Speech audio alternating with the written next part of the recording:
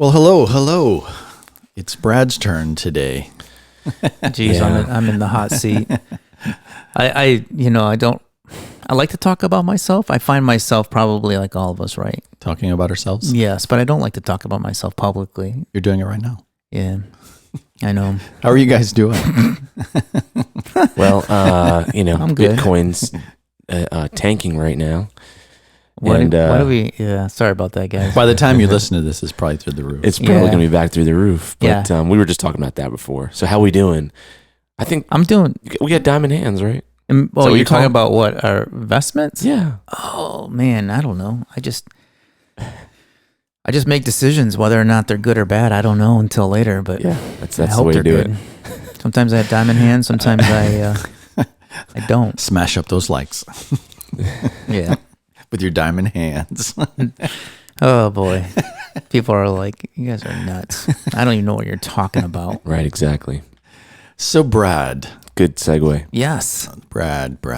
Ken and I have talked about ourselves. Now it's time to learn all about you and your life. This is your life. Yes. This is your life on Agency Exposed. I think over the past couple of years now, we've told a lot about our history and where we've come from, what we've done, our experiences, and I think probably, I don't know if we have any listeners that have listened to us for a long time, but can put pieces together. And what we know about you, Brad, is you've been in the ad and the marketing agency now for probably all your career. So Yeah. yeah, Quite a bit of my life. yeah. Were you doing anything before that? You always I wanted was to a be kid. Right, yeah. I remember you I telling me was the story skinning my about knees and what your first job interview that made you draw like a Coke bottle or something like hey that. man, you got a good memory. Right?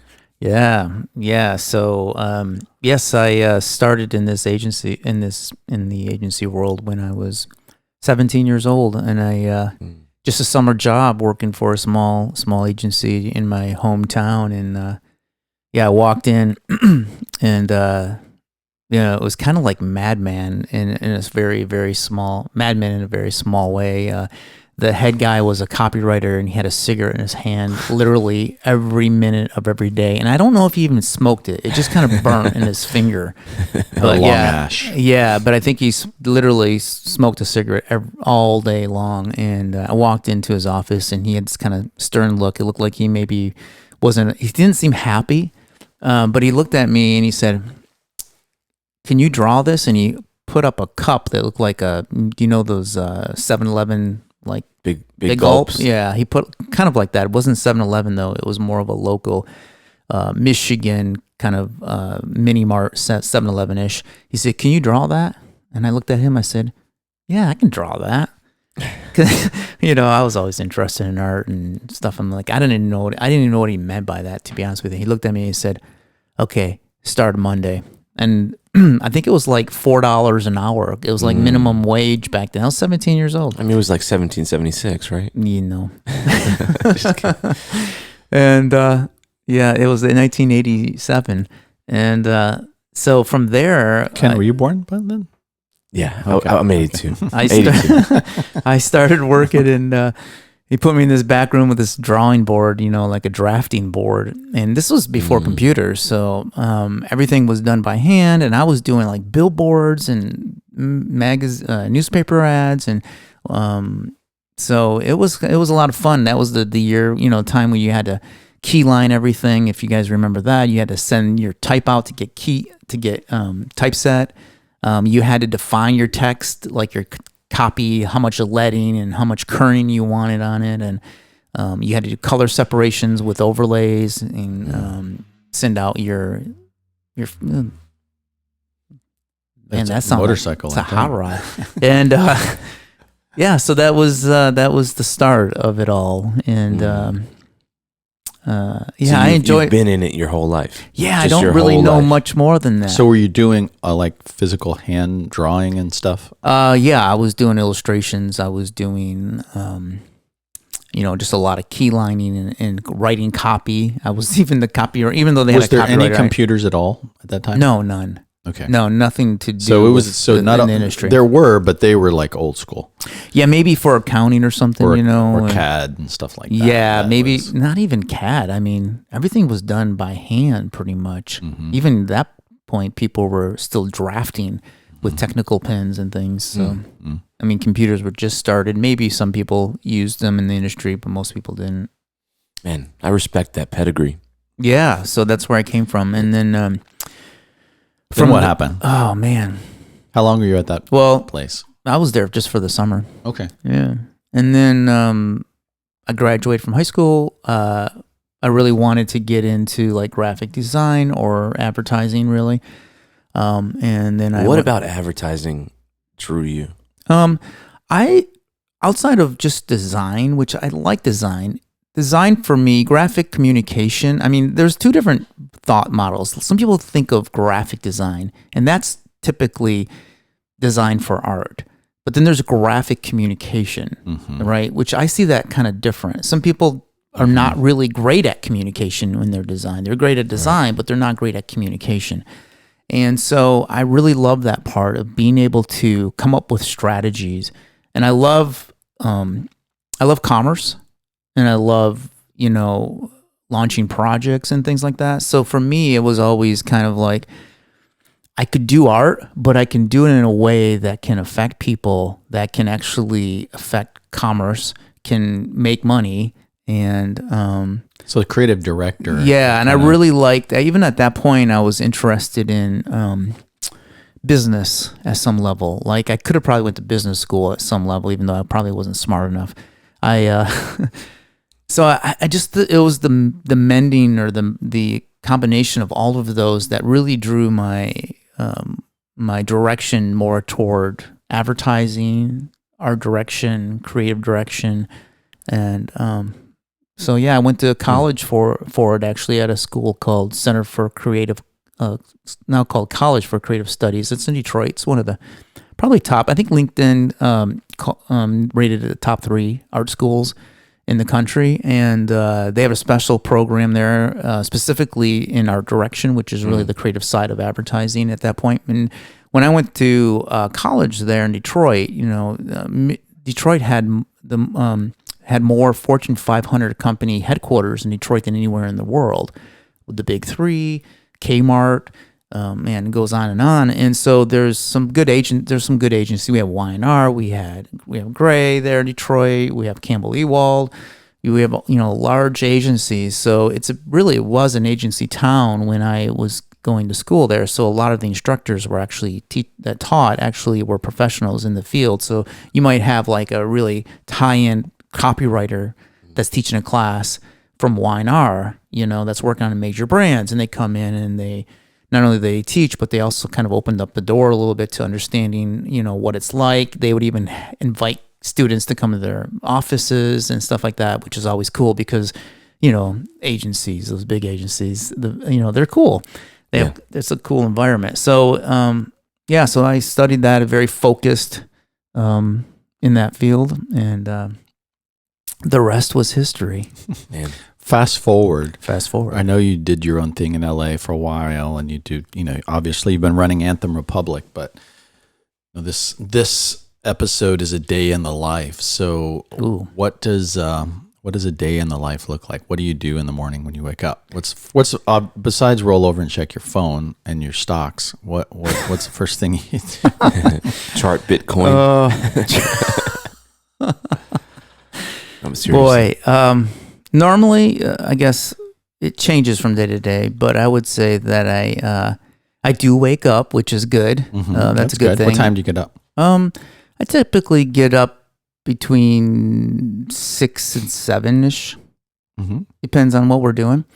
And I'm slow. I'm a slow, my motor's slow in the morning a little bit. So first thing I do is actually get a cup of coffee. First, you look forward to that. I do. I have an addiction because I know that because when I wake up, it's the first thing I think of. Isn't it great? Coffee. Yeah. Not even stocks because the stock market's not open yet, but at that time, but just coffee. And then give me a few minutes to kind of unwind. one of the things that I do like to do is the way I'm wired is I like to think a lot in the morning. My brain works that I'm really best up until about noon. And after that, if I've really done a lot of work, my brain is kind of fried. Like it's like a muscle that I over exercise a little bit. So I'm kind of like that. I over exercise that brain muscle and then it's tired. And then I need to do stuff that doesn't make me think that much. So I get up, have a cup of coffee. I'll read news a lot. Because I just don't feel like I'm fully there yet. Like I'm still kind of foggy a little bit in the morning. I read news. Sometimes I'll have 2 cups of coffee. We'll see. Depends on the morning. And at that point, depends on the day. I'll kind of once the financial markets do open,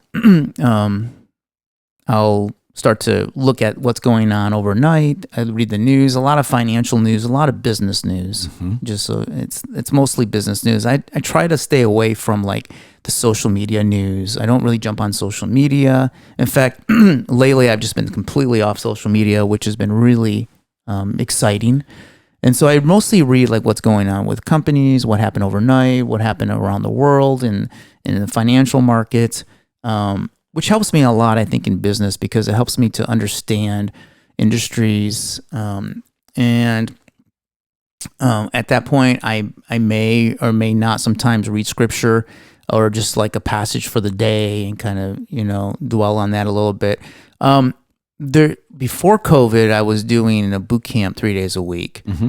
But since then, it's been kind of hijacked. So my exercise schedule has been not as consistent as I would like. But over a year ago, I was, 3 days a week exercising at 6 a.m. for an hour in a class.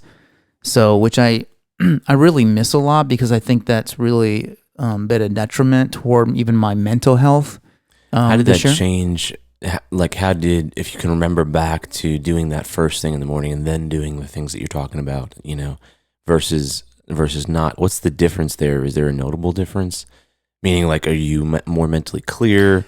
Well, after you do those workouts, I think it's a routine. I think there's always something good about a routine, even if it's not every day. If there's a routine that includes exercise, I think that it's really healthy because your body actually gets so used to it, it desires it. Like when you know how it is. When you first start out with a workout program, your body's like fighting it. You hate it. But once you get in a rhythm, you just wake up and your body's like, yeah, let's go do this. And you certainly feel better afterwards, and it gives you more energy throughout the day. And I think a lot more mental clarity. I think we talked about on the last podcast that, Bob, you said that your physical health, it really drives your mental health too. They're connected. You can't, and I think that's a little bit of an issue with me is that I can become really kind of complacent or where I don't move a lot, or I sit a lot for hours. Like this week, I've been doing it's a lot of us, yeah. Yeah, like this week has been I've worked a lot this week just because I had to fill in for somebody who's on a vacation, and we had some things that they wanted to jumpstart a little bit, and I kind of had to fill in the gap here. So I've been working 14-hour days sitting, and I'm like sitting there, and like today my lower back is hurting, and I know it's because I'm not moving around enough. So right now I'm doing things like I really enjoy mountain biking. I enjoy running from time to time. Running really helps me a lot. It clears my head. So in the morning after I do that, I may or may not jump on some calls in the morning. We have a technology team that's overseas. And so a lot of times I'll be on calls with them. In fact, after this podcast, I got to jump on a call with them. It's ebb and flow with that. I have most of my team members take care of that stuff for me. I'm not as much on those calls. And so I would, we do this podcast once or twice a week. So we'll be here in the mornings a lot. Right now we're here and it's, 7:30. So, so that also is one of the things now that, is part of the routine for me. You mentioned, which I don't know if a lot of people are aware of, but I think that to me, once I found this out, it helped my day. So I would encourage everyone to find this. But you said your brain power or your creativity is higher in the morning, right? My ability to process and think so you're analytically is really strong in the morning up until about noon, but it's like a muscle. If I use it a lot during that time. It is. It like it has a certain amount of energy and then it needs to be rested. What I found is if I schedule my time, like if I can schedule calls even in the morning, I'm even verbally better up until about noon, but around 1 o'clock, and I don't think it's what I eat. I've been it's just really, I'm just tired. What I do is I try to in the afternoon put together stuff that doesn't take a lot. It's just stuff I have to get done. That doesn't take a lot of thinking and strategy. And even phone calls at, 2 or 3 in the afternoon, I start getting a little bit. So what are the kind of things that you schedule earlier in the day based on knowing that you have more mental energy early on? Strategy meetings, thinking through processes, doing financial spreadsheets, planning. If you're doing anything creative, do you do that better with more, earlier in the morning? Or? I don't, it's funny. I don't do as much stuff creative. My creative outlet now doesn't happen at the agency. You're not drawing many drinking cups anymore? No. Okay. Nope. There's people that are a lot better than me. Oh. And that's one thing in business is you got to always hire people who are better than you. And they have to hire people that are better than them. And if you don't do that as a company, right, you will only be as good as one person. You always have to hire better. So though I'm going to tell you that right now, number one thing, creative people, don't think that you're number one. Think of yourself as number two, and that you want to help hire somebody that works along with you that is number one, that is better than you. And there's always going to be someone better than you, and you should adopt that and bring that into your agency. That's really good. So I am now I'm not even number two. I'm like number 100 in the creative. So you're the fourth string because everyone else is out. So that's why you're doing this. Yes. Well, it's kind of like it's like anything. If you don't really live and breathe creative, especially in our industry, you lose a lot of those things. Not that I can't gain them back. I mean, I can still draw a mean cup, but but you got to put that in the show notes. Yeah. So now I'm really just strategically. My time is spent trying to understand, trying to have a good grasp on our clients' objectives, and really seeing the full forest and understanding where there's needs to be correction or where there's opportunity that we're not taking advantage of. I think that's really my big skill set now. Working with C-level folks, trying to, what I say, show them the beach, which is really trying to say, hey, this is where you really want to be. Let me show you who you are and where you're going and why this matters and why it's important to your bottom line and what we can do about it. So for those things, they take a lot of time. I'm involved in projects, but I'm always involved more from a strategic standpoint. Let me ask this, how many, a lot of us wear different hats.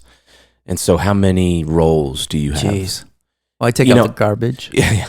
If you had to list out, your top 3 roles, and maybe it's two categories. One is I should be doing these things because only I can do these certain things. I know everyone should have that, right? You have this superpower or something. But the other one, maybe the other category is I'd like to hire myself out of these things, but I'm doing them. Well, one of the things that I want to do is I want to fire myself every day. And that's one thing as a business owner that every business owner should try to do, to fire themselves every single day. So not do the things that you don't need to be doing and only focusing on the things that are really, that you can do. And so there's always a big sucking sound with our agencies where people, and it's because I wear so many hats and I've been in those roles, like literally, I think I know how to do almost everything in our agency for the most part. Yeah, am I the best at it? Maybe not, but I at least understand it well enough that I could get in there and actually do it. Good at or bad, but the bad part about that is that with a smaller agency, sometimes you do have to go back and do things that you're just not as proficient as you used to be in because things have changed. And so, my goal is to try to, again, always fire myself. So I'm spending my time on the things that I know matter for the company, because a lot of times your employees will actually suck you back in because they think that their problem or their situation they need help with is is the thing that really isn't the most important for the CEO to do. The reality is that's not true. Mm-hmm. That's their lens, and they don't understand the full picture of the business. So, my struggle always with the business is making sure that I'm putting my attention on things that everyone needs help at some level, things that I can kind of probably help somebody with. I might need to let them help themselves and figure it out. Huge. Just like I had to figure it out in my career, right? That's the way you grow and learn. So, man, I think I went off on a tangent. What was the question? No, I was just question? I'm trying to gain insights from what you're saying, and the question was, what roles do you? Yeah, my roles carry? And which ones should you, because you're really good at them? Yeah, and my roles switch a little bit depending on our employee makeup. Sometimes there's needs we have certain projects that have just different needs. But I would say overall my role is strategy. It's kind of a creative director at some level, really understanding positioning, making sure that the customer along the journey is completely understands what we're trying to tell them along the acquisition journey, whether it's a lead or a sale, whether it's e-com sale, or whether it's some other type of products, making sure our quality assurance, making sure legally that what we're doing is on point, discussing a lot of those things with the clients, really kind of talking more top level with strategy, not as much day-to-day implementation. Which I'm okay with that. I'm kind of done. Just to be honest with you, I'm like in my 30s, I loved being like creative and the art director. In my 50s, I actually don't care to do it as much. I would rather spend my creativity doing something else that I kind of want to do. Like I'd rather go paint than to go and build creative. Now I love being a part of that creative build. I think there's better people, better designers now than I am. And so I just want to work with great people now, right? I just want to work with great people. I want to be inspired. I want creativity. I just love working around people who actually give a damn about what they do. Like that's the key for me. That's the biggest thing you'll learn about me, is that I get ticked when I work with somebody. Like if I work with a designer and I'm more passionate about their design than they are, that ticks me off. I don't know why. It's like, dude, get passionate about what you're doing. Like put your heart into that thing. You know what I mean? Don't just, and have conviction. That's the key. I think that I like to work around people who have conviction. So they're going to do their work, not because they're trying to please their client, not because they're trying to please their boss, it's because they're trying to please what they know they can do. And so they're going to make sure that things are at a certain level that is their level, not somebody else's level. And I love that. I love the conviction. I love the passion. That's what fires me up. That's an interesting combination. We've talked about this before. And I'm a student of psychology, and you have this rare quality of being able to be extremely analytical and scientific and focused, and whether it's looking at your stocks or your crypto or business, but you also have this very passionate, creative, emotional side too. That it's a really cool combination. But how do you balance that? Because that, to me, it feels like that can be exhausting. Like you're using brain power at 20, on 11, but then you also have this passionate, creative side that's also at 11. And many times in business owners and in just in the culture we live, it's usually kind of like an either or. But what I appreciate you, Brad, is you're able to really balance both of those, which makes you so successful. But I can imagine that's also got to be exhausting on some levels. Yeah, I guess it is. I think that's why I don't want to speak for you. No, I think that's why my brain is tired by like one or two. It's just because it's like full on sometimes. And was your mom really creative? Nope. Was your dad? Yes.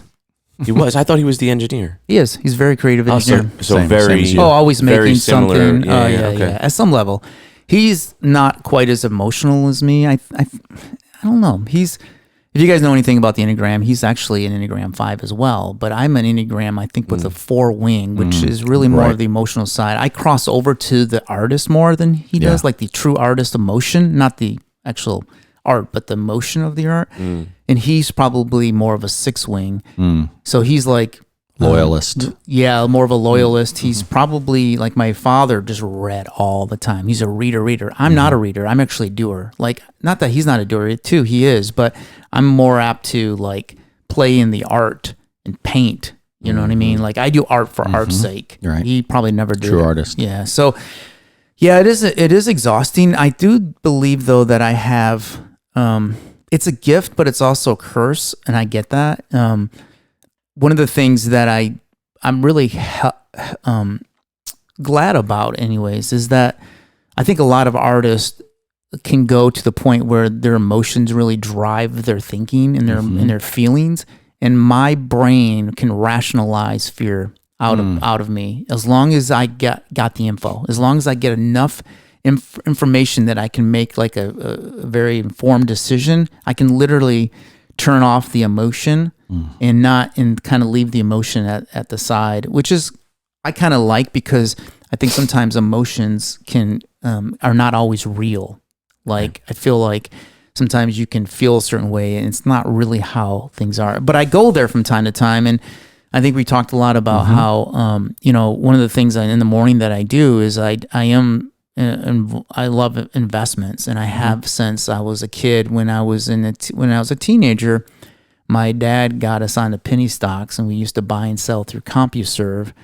All right. And, you would basically get the price for the day. It wasn't like it was real time, and, we didn't have ETFs back then or other things that you could buy and trade instantly. There wasn't the, free instant trades. And so I've invested in stock market. I invest in other things. I look at my business as that business is only one side of me. And the only way that I could actually duplicate myself besides growing my business is to actually make your money work for you, right? To the point where, in my mind, this is where I want to be. I want to get to the point where my money is making more money than I can possibly make myself, right?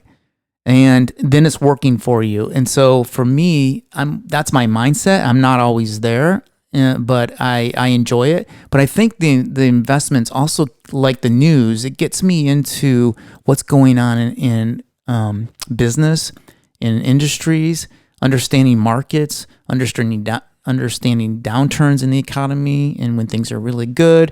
And it just helps me understand and have a better idea, because I'm not a trained person in it by any means. So I never went to school for investments. I never went to school for business. But it definitely keeps me in. And literally, I could probably talk about most industries or businesses like I work in that industry and business, because I do. I have a working knowledge. I have stock portfolios in healthcare. I have an automotive. I have it in almost every industry, biotech, right? Digital currencies. And so I learn a lot about those things. And that's one thing that I do like to do. That's where my, some people, like for me, I can relax by doing two things. I can do art and I can think. Those actually help me relax. Now, thinking about business and strategy, that can exhaust me. But if I think about things that I want to think about, that's interesting to me personally, that fills me up. Yeah. I think there's a couple of things to learn from there. So like one thing that you clearly do, and it's based a lot on your personality, but you consume your data in the morning. Yes. Right? You like stock news, financial news, other markets. Yes. There's probably other sources of information that set you up for your day. Scripture, praying, those kind of things, right? So you consume that source of data, and that kind of allows you to move forward in your day. It sounds like with confidence, or with greater confidence. Yeah, I'm gonna start nicknaming Brad Leonardo. Yeah. The other thing that's really interesting, and we've said this before, and I really think that everyone should take away is, and you've taught me this, and reminded me of this more than ever, is your life is really your business, and you really need to focus on not just your business that you're running, but stepping back from that, and that as part of the whole, which is your life business. And that does include other financial aspects and other areas of your life as well.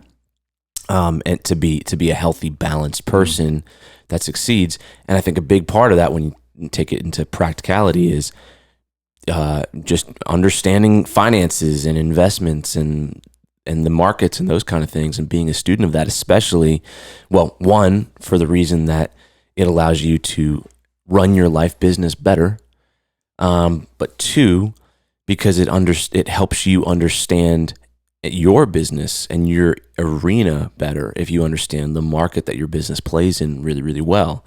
And so there's just so much to, I think, be learned and to be used to create success in your business, by doing that, by being a student of the markets, by understanding investments, by understanding your finances, understanding what it takes to use money, to make money. I think those are really, really practical things and really important things that you've reminded me, because, like some of us, like myself, I'm sort of like an all or nothing type person. So I've had businesses, and now every business I have, I put everything into it historically. And that I've realized in the last year, is not necessarily, well, it's definitely not the healthiest thing, but it's not necessarily even the best way to create success there.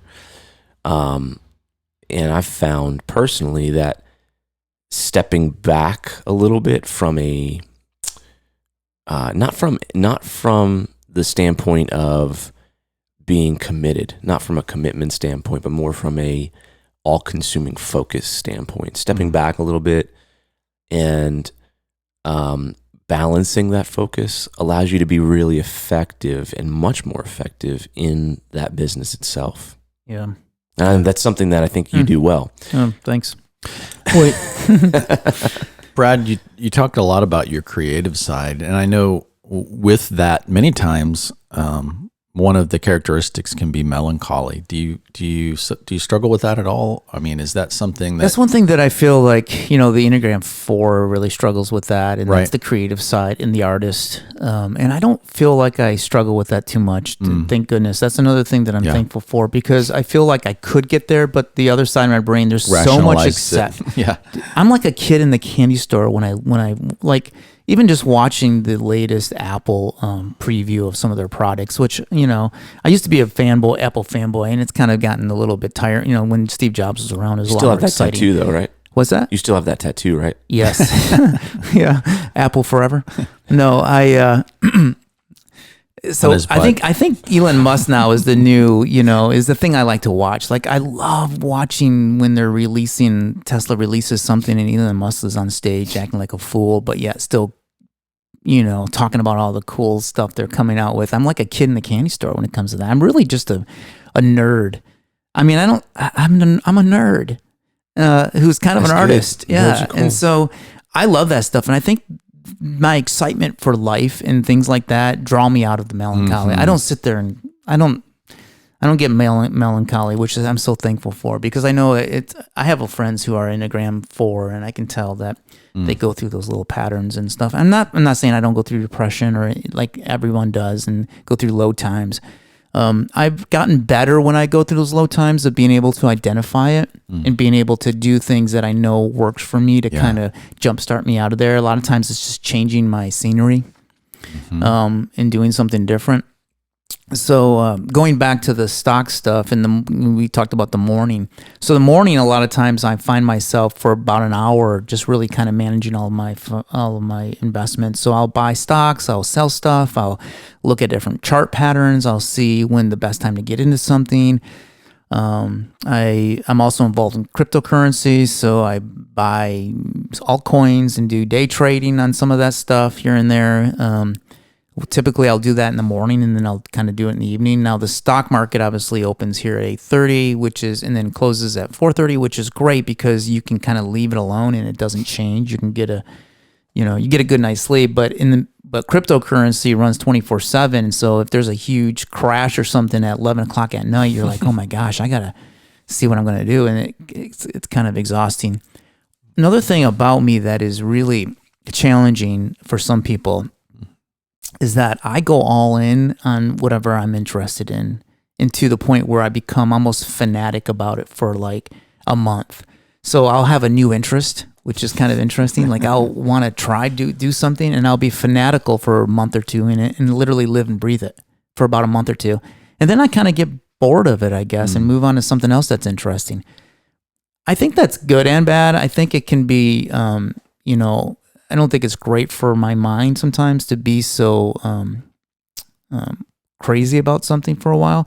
But I also feel like I get that's how I learn about something. So I take that information that I've learned for that month on that new thing, and I have all this knowledge and information about it. Like I probably have as much knowledge within that month than most people will probably do all year, because I've just enveloped myself around that topic or whatever. So I learn, try it, learn it.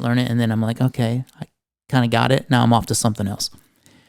Good or bad, I don't know. That's, it might be a little crazy. That would be full immersion into something, right? Well, what I love about what I'm hearing from you, Brad, and you too, Ken, and I think from myself, I think the reason we all get along and we do this, passionately, because obviously we don't make any money on it, is that we're always learning and trying to grow. And that's a really great trait. I'm thankful that I'm surrounded by friends who do that. I'm thankful that I get to do that, because there's so many people, and you guys know them, maybe that we grew up with, that are a little bit older, maybe even our family members. You just get to a point where you stop expanding your brain and learning and being excited and moving. And I don't ever want to get to that. And you're always a good reminder to me about that too, that you can like never stop. Like don't get stuck. Don't stop learning, or don't think you've got it figured out, or think you've already learned what you need to learn, or because, I look at my kids, I look at what's going on in the world, and I always, in my mind, I think I'm 25, right? And I'm definitely not that. But when I'm 85 or 95, I want to feel like and think I'm 45, right? So I see that in you as well. And I think that's really a good trait, especially if we're going to be successful in the business we're in. Yeah. Yeah, I've been skateboarding with you, so I know that you think you're 25. Exactly. I don't. I saw that picture you posted. I'm like, what is he doing? I've never skateboarded in my life. I've skateboarded one time in Queens, went down this massive hill. It was a road that went to oncoming traffic. And I was like, and I was like 10 and had to bail out at the end because I was going to be hit by like 15 cars. And I was like, after that, I was like, I'm never skateboarding again. I found a skate park on Sunday that was in Spring Hill and no one was there. It was great. Spent a couple hours there just putzing around. I'll have to take you next time, Brad. Yeah, I'm not as good. I think I like the mountain. I grew up racing BMX, and so I still think I'm like 16 on these mountain bikes. Yeah, he had a little bit of a wipeout. Yeah, it hurts a little bit when you're 50, in your 50s, when you flip over the handlebars, but that happens. It's part of life. It makes you feel alive. As long as nothing broke. I didn't break anything, thank goodness. Just my pride. Those are qualities that make you really good in the things you do, the professions, and your business as well, because I would venture to say that people that are not challenging their comfort zone, or people that don't like doing those kind of things or challenging themselves in certain ways, also that applies the same way in their professional life, and maybe the way you run your business. And it's usually not the way that you become successful, mostly because the successes happened out of like a bunch of failures, and so you have to try a bunch of things, right? Yeah. And second thing is you have to build that kind of excitement for trying to step out of your comfort zone, which you guys remind me of quite a bit, because you're not scared to do that. And I think that's really good. And I think any one of us, like especially if you're running a business, let's say you are the type of person that takes risks and those kind of things. Clearly you are, if you started a business or you're running one, it may be doing fine and you've gotten into that comfort zone again. And now you're stuck there, and you might have to be aware of like, oh wow, I need to challenge myself and do something different. Yeah. And I think too, another takeaway for me in listening to Brad and knowing him is being able to shift and have diverse interests, I think is really important too. I think when you get stuck in a rut and you do focus on one thing, do one thing, that's all I do. I don't have hobbies. I don't go out and challenge my body or my mind or my emotions as far as growth and learning things.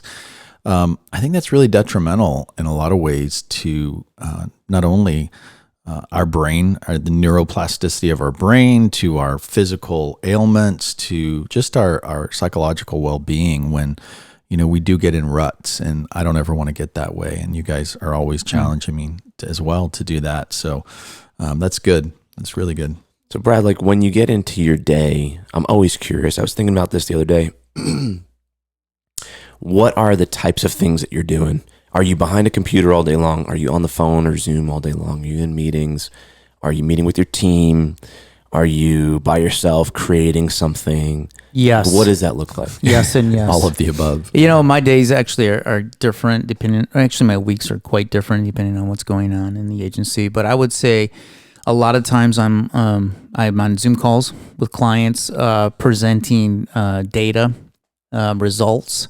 I do delve into some of our digital marketing, so looking at data on Facebook advertising, Instagram, Google ads, looking at a lot of analytics, sales, things like that. So I do spend a lot of time in the data world, which I actually really enjoy a lot. Never knew when I was in art school that I would love Excel spreadsheets or Google spreadsheets as much as I do. I like it. Anything to do with money for some reason, I like any numbers, whether it's my money or my client's money. As long as they're making it. Oh no, I mean it's not that it's money. It's not money, but it's not even success. I would say it's not even capitalism, but it's just that drive for seeing results. Correct. Yeah, right? and that's what really gets me geeked right now is a lot of people are like. And I kind of make the scenarios like, let's say you're a physical therapist for the NFL. Physical therapist, is that right? For the NFL, like for a player. Let's say you're working with a player and getting them back on the field, right? So you work for 6 months, working and just getting that player back, back to shape and back to health. A lot of people will want to spend their time. That's their craft, right? Like a designer or something. They'll spend their time doing that. But a lot of people. And think of that physical therapist built a relationship with the person and had a good rapport with them. But then when the day they got back on the field to play their first game after rehab, the physical therapist didn't even show up, right? Had an opportunity to be front row seat, didn't even show up, or didn't even care how they actually played. I find that a lot of people in business do that. They work on their craft, and they're doing a design or an ad design or something, but they don't really care on what the outcome is. They just want to do a good job on their part, and they don't really care about whether or not the thing actually made a score or not. That's one of my pet peeves too. It drives me crazy because I'm like, how do you participate in this overall campaign and not really care about the numbers? Like that's why we do what we do, is because the results. Who cares all this stuff in the back end that we did? Who cares we build all these assets and websites and ads and campaigns and creative if we don't even care about the results that it had? And how are you going to better yourself as a communicator if you don't know what those results were and you don't know what's working and it's not working? And so what I try to do is that's my role really, is to make sure that all of that is actually making a return on investment for our customer. Would you say that the challenge, what I hear you saying from my lens, and I could be totally wrong, but would you say that you love the challenge of the game, the strategy toward how do I win this? Because that's how I kind of see you, as like I'm going to I'm going to figure out crypto. I'm going to study it, and then I'm going to strategically play the game so that I can have wins in the end. And it seems like the same way is like you look at the end in mind, the success of your client, and then all this other stuff's important, but it's about the strategy and doing it the best way so that you can win that game. Would you say that's kind of how you look at life? I guess so. Yeah, maybe that is just a core philosophy. I am a very competitive person. My wife will tell you that. Mm-hmm. I don't sometimes I'm very laid back, but when I do stuff that's competition, I kind of play to win at some level. when you play to win, you're studying what's the best strategy and how do I get there versus like, I'm just going to win. I'm going to really put the brain power into how to win. How to win. Maybe. Maybe that's it. Yeah. Yeah. That's good. So, I just, so my day is like, it's really mixed, just all over the place. A lot of times I'm in meetings, we're looking at projects I'm putting together proposals, I'm putting together statement of work sometimes, or financially budgeting new projects, working with my, our financial, my controller, and trying to figure out, who hasn't paid their invoice in 90 days and where we are, and trying to, I do a lot of for that. Yeah, I do a lot of electronic payments. Yes, exactly. We do a lot of forecasting just to try to forecast. And so I work with my controller on forecasting and trying to figure out with financially where our business is. I keep a really good tab on that. So it's just like anything. There's always something. Like when you own a business, you're getting, whether it's, employees issues or employee things you have to do, or work with your state. And when you hire somebody new, you got to do paperwork. You know what I mean? It's just, there's just a lot that I do. We don't have like an HR department. So I'm kind of the HR guy at some level. And so, I just wear a lot of different hats probably. So this is my last question, but how do you determine, obviously on some level you need to have your business goals and vision in mind and be pursuing things down that path. And then the challenge is that you get pulled into probably a lot of what is reactive tasks and those kind of things based on projects and clients. And it's called the big sucking sound. Yeah, there's a big sucks you into stuff. It's a big vacuum. It sucks. And so how do you balance on a daily basis what you're doing so that you're not just reacting every day, all day? Man, that's a good question. Jeez. I find that I put everything in my task list in my calendar, and I block out the time. And so people can't put stuff in my calendar. My employees can't literally put stuff in my calendar because it's already blocked. And if it's not in my calendar, I ain't doing it. So because I don't have the time, it's just about time. Well, it is true. Yes. Yeah, and I have 2 pieces of kryptonite in my life which drive me, good or bad. It's that there won't ever be enough time, and there won't ever be enough money or resources. Like you'll run out; they're going to be depleted, and so that exhausts me. But it is something I live with, and again, it can motivate me. That's maybe why I'm motivated in the financial side of my life and investments. But my time, I hate when somebody out of the blue says, "Hey, can I get an hour? Can I get an hour here? Can I get?" I'm like, no, I just don't have the time, and so I don't like my time to be hijacked, and because I can't. It takes me away from what I know is the priority for me and my business and the decisions I'm making. So blocking that out is how you do that. And I think that's obviously a smart way to do it. I was just curious, like how do you pursue the things that are important to the business that are not reactive to your clients and get those done? And do you have do you think quarterly about it? Do you ever, every once in a while think about, okay, so what are we moving down this path? More processes, I think, and some restrictions so that they know this is how we work and this is how we don't work. So you can't just email us on a weekend and with a fire and expect it to be done by Monday. Things like that. So there's just expectations, I think, are key. I think not reacting sometimes to stuff. So you're when clients have a fire and they want you to work all night long, you don't.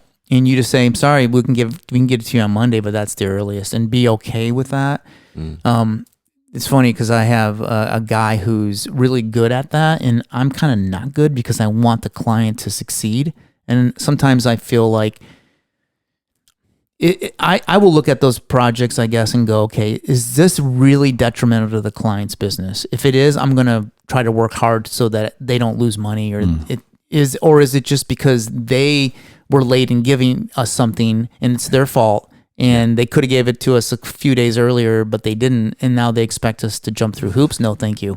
I find that forethought and organization and processes eliminate basically 99% of the emergencies. Yeah. and very few times are there actual emergencies. And then another thing, as a business owner,